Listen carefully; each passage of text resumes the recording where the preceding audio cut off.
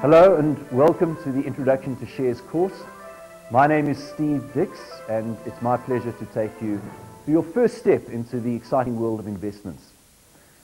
Perhaps our first start in the course should be to look at the investment scenario in general in South Africa prior to getting involved more specifically in shares and investments. Let's look at an introduction to investments. And this will be covered in lessons 1 to 3 of your course book. Now, the starting points for anyone's investments should be based upon what they bring home at the end of each month. In other words, no one can invest unless they are earning some form of income, be it a salary or a wage. And if we were to be honest with ourselves and say, what our priorities were, how do we spend this money that we earn at the end of each month, it would be most likely that our first priority would be a repayment of the bond on our house or the rental against a house. Certainly you would need to put food on the table. You would have to pay for transportation. Perhaps another priority would be education of your children. In other words, there are a variety of different expenses that take our salary away from us each month. And if I were to ask you how much of that salary you would then save, your most likely answer would be, well, if there's anything left over, I would save that. However, if we were brutally honest with ourselves, is there ever anything left over? And the answer would have to be no, because life has a way of taking most of our earnings from us, even despite when we get an increase in earnings or salary. We find ways of spending that, and inevitably there's very little, if anything, left over. Now, this seems to be the wrong way around, because after all, you're the person who's earned that salary, and yet you're the last person to benefit from it. So in order for us to take a first serious step into the world of investment, we have to make sure that we pay ourselves first, that the savings portion gets put right up front, and that you become the first recipient of a portion of what you earn. Now, that can be a small portion, can be 5%, 2%. Perhaps you should sit down with your partner and decide upon what percentage of your earnings is to be put aside for savings purposes. Because unless you make that decision about putting aside 5 or 2%, whatever it might be, you will never ever start your first step on the road of investments, because we need to have some amount of money available to take that first step.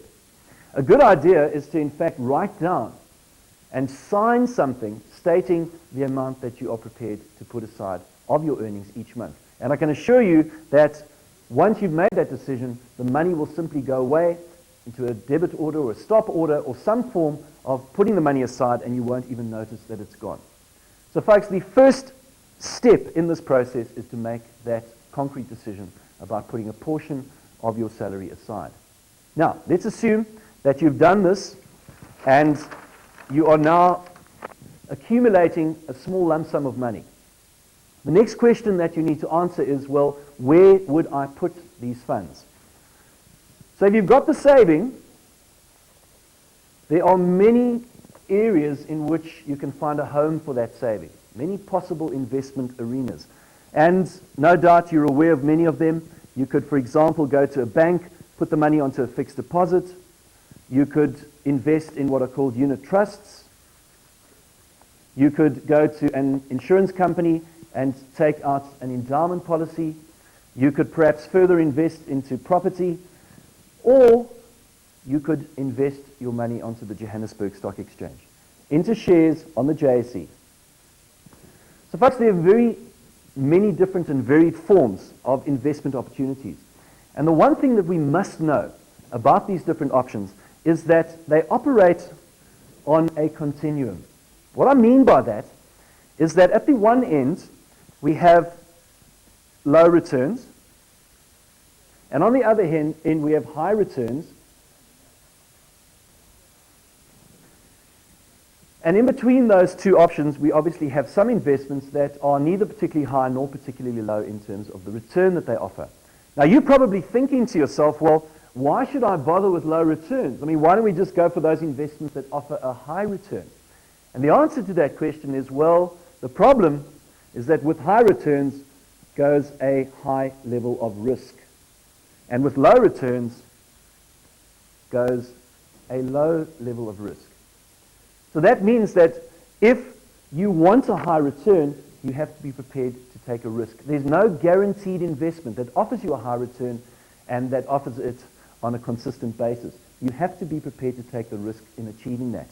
Now, if we were to position these various options on that continuum, we would find that an option such as a fixed deposit would offer you a relatively low return, but at the same time, you're taking no risk at all, other than that banking system collapsing and you losing the money. But ultimately, you're not going to take any risk in losing the money that you put with that bank. On the upper end of that continuum, investing in shares or investing in unit trusts would fall, because here you are taking the risk of not only not getting a return on the investment, but also you take the risk of perhaps even losing some of the capital that you invested in the first place. Now you might say to me, well, I'm not prepared to take that chance. And this is one of the problems in the South African investment scenario, is that so few people are prepared to take that chance that on the day they retire, they are inevitably disappointed with the kind of return that they've realized over all those years. And had they taken the trouble and time simply to collect the knowledge, and that knowledge is certainly available, and I'm going to give a lot of that to you, if you'd taken time out to obtain the necessary knowledge, you would have been prepared to take that risk and to have achieved the kinds of returns that are available through investing in shares. So folks, we then have to look at two important factors that are going to assist us in our investment life working more at the higher end of the risk continuum. The first of those is that you need the factor that I spoke about just now. You need knowledge. There's no point in taking a chance with your investments when you know nothing about the investment environment that you're getting involved in. And the second factor is that you have to be prepared to be patient.